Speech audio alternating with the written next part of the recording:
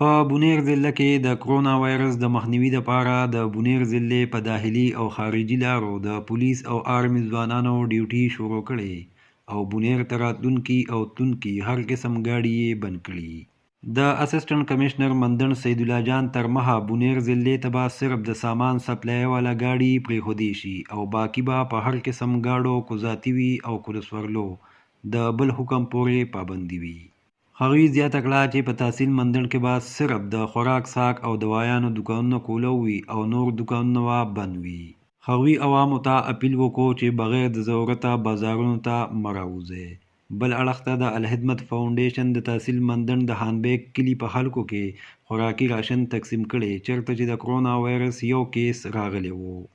د ذرایعو تر مخه د الخدمت فاونډیشن رضاکار به سبا د تحصیل مندن په ټولو جوماتونو کې د لاس وینځلو لپاره صابونونه او صابوندانې لګوي. د ستاینې وړ ده چې د ډیډک چیرمین ایم پی اے پی کے 21 سید پهرجهان باچا په سواړی بازار کې په عوامو کې مفت ماسکونه او سینیټایزر تقسیم کړي دي.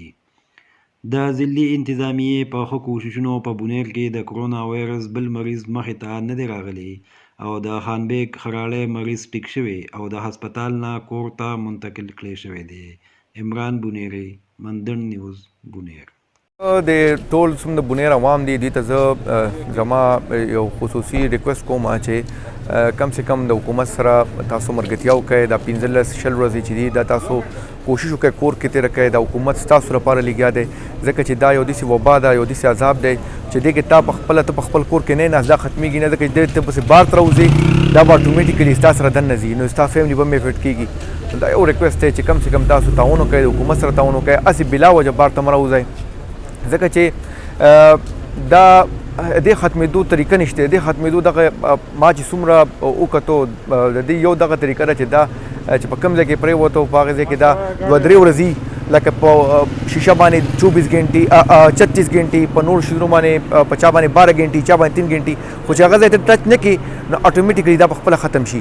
نو دې د ختمېدو لپاره دا خصوصي زما یو ریکوست دی ټول بونیر عوامو ته چې تاسو د حکومت سره ملګرتیا وکړئ، په خپلو کورونو کښېنئ او کم سے کم چې ستاسو څه ایشوز وي هغه تاسو اټومیټیکلي ډایرکټ ما ته میسج کوئ، ډي صاحب ته میسج کوئ، ډي پی سی آر ته میسج کوئ. مونږ پوره یو ټیم کېنولی دی او هغې مطابق به تاسو ته هغې ستاسو مسلې چې دي څومره حل کېږي به انشاءالله ډور په ډور به حل کېږي. ما ته ډایرکټ میسج کوئ چې یاره مونږ ته دا ایشوز دا په دې کې راته دا پرابلم را روان دی. خو دا مې یو ریکوست دی چې کم